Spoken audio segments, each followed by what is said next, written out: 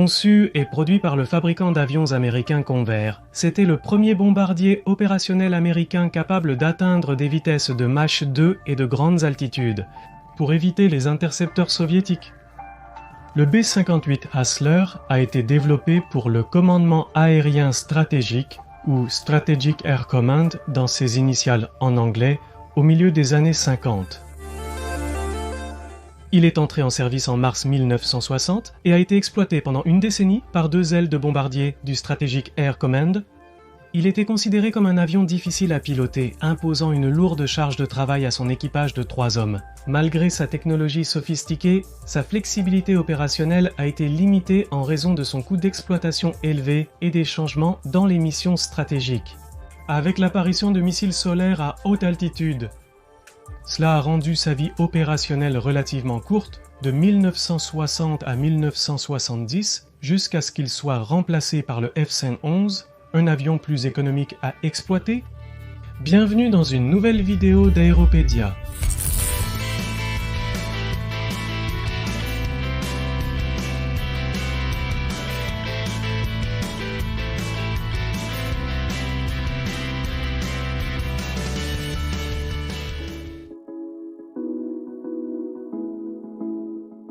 En 1949, l'armée de l'air des États-Unis a demandé la présentation de propositions pour la construction d'un nouveau bombardier supersonique, où de nombreuses entreprises comme Boeing, Convair, Curtiss, Douglas, Martin et North American ont présenté leurs propositions. Et ils ont fini par sélectionner la proposition de Convair, le modèle 4,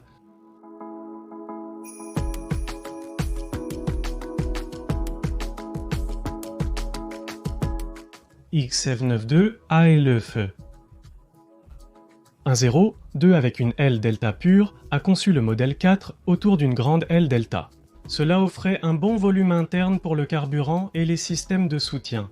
Elle a également fourni une faible charge à l'air, ce qui a permis un vol supersonique dans la stratosphère.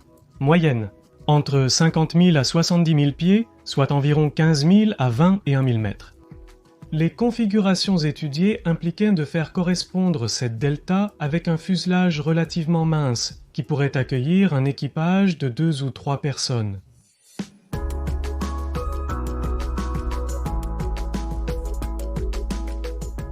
Une caractéristique clé de la conception était d'abriter à la fois l'armement et la majeure partie du carburant dans une grande capsule externe, ce qui a permis une réduction de la taille de l'avion.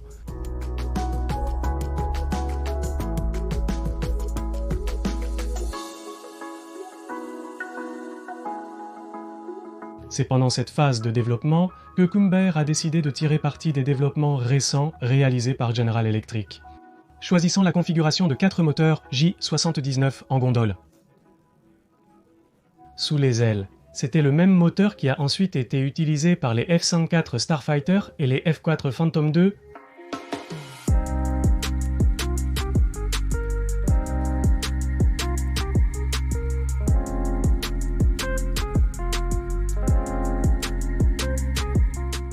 La règle de la zone récemment formulée a également été appliquée dans la conception, ce qui s'est avéré être une refonte aérodynamique de l'avion, rendant son fuselage encore plus mince.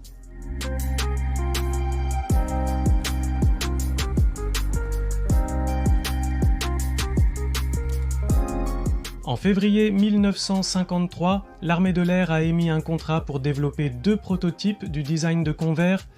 Les XB58 et IB58A étaient des exemplaires de pré-production, avec 11 unités de chaque modèle officiellement désigné. B58, en décembre de 1952. Le premier d'entre eux a volé pour la première fois le 11 novembre 1956. Le prototype a dépassé Mach 1 pour la première fois le 30 décembre de cette année-là.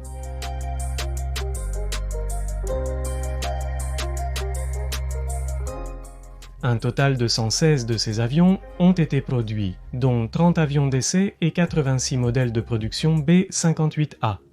Cet avion était un briseur de records en son temps.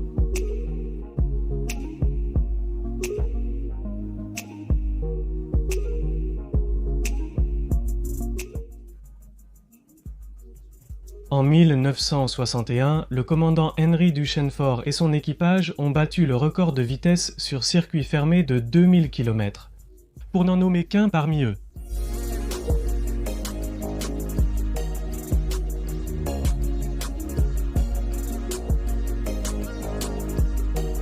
Bien que son aile génère une charge aérodynamique considérablement faible, elle s'est avérée étonnamment adaptée pour les vols à basse altitude et à grande vitesse.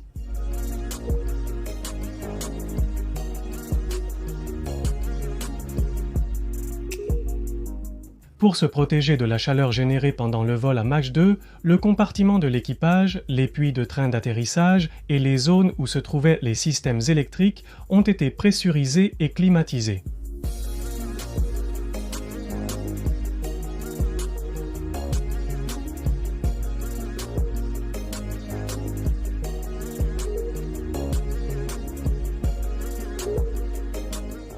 Le B-58 a été l'une des premières applications extensives de panneaux en nid d'abeille en aluminium, qui unissaient deux couches d'aluminium extérieur et intérieur dans un panneau en nid d'abeille, d'aluminium ou de fibre de verre.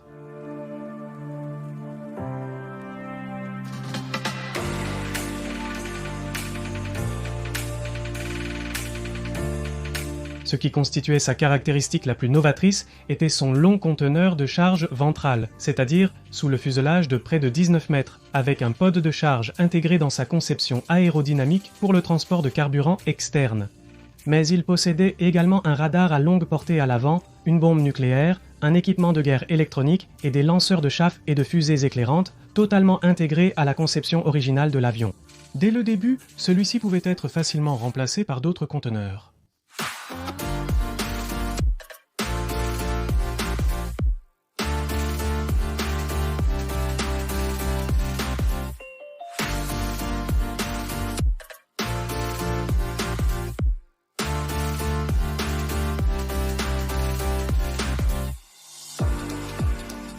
Les trois membres d'équipage du vaisseau d'attaque, le pilote, le copilote et l'opérateur des systèmes défensifs.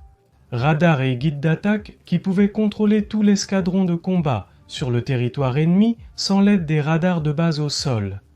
Ces trois s'installaient dans des cabines individuelles en tandem, l'un derrière l'autre, équipées de capsules d'évasion éjectables pour protéger les pilotes lors d'une éjection d'urgence. Volant à grande altitude et à vitesse supersonique. Une solution technologique très originale et unique pour son époque, mais qui n'a pas été appliquée à d'autres avions de combat américains, en raison du poids plus élevé des capsules, de leur coût élevé et de leurs fonctions très spécifiques. Pensez que c'est très difficile d'effectuer des éjections à des vitesses supersoniques. Si un avion a un type de problème, la première chose qui se passe généralement est qu'il perd de la vitesse, et l'éjection se produirait ensuite à des vitesses inférieures.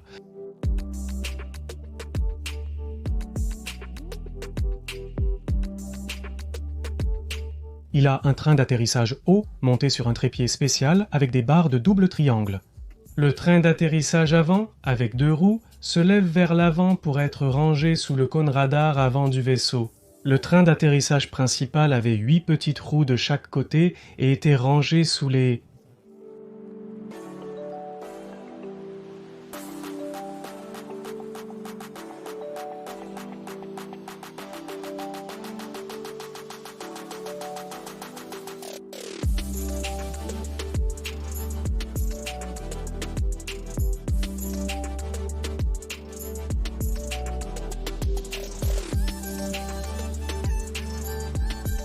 de salles. Sa durée de vie opérationnelle a été très courte en raison du coût élevé de l'entretien d'un avion supersonique devant faire face à de nombreuses pressions d'air. Sur ses ailes, la chaleur, la tension sur le fuselage, l'usure des moteurs et la fatigue des ailes. Dans les vols à des vitesses supersoniques et à haute altitude.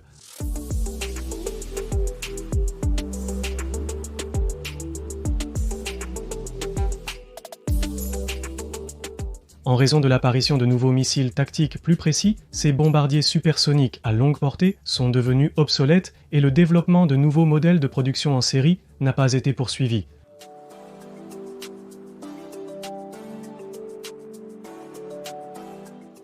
J'espère que vous avez aimé. Si c'est le cas, laissez un like et vous pouvez me laisser un message dans la boîte de commentaires en me demandant aussi les avions que vous aimeriez voir.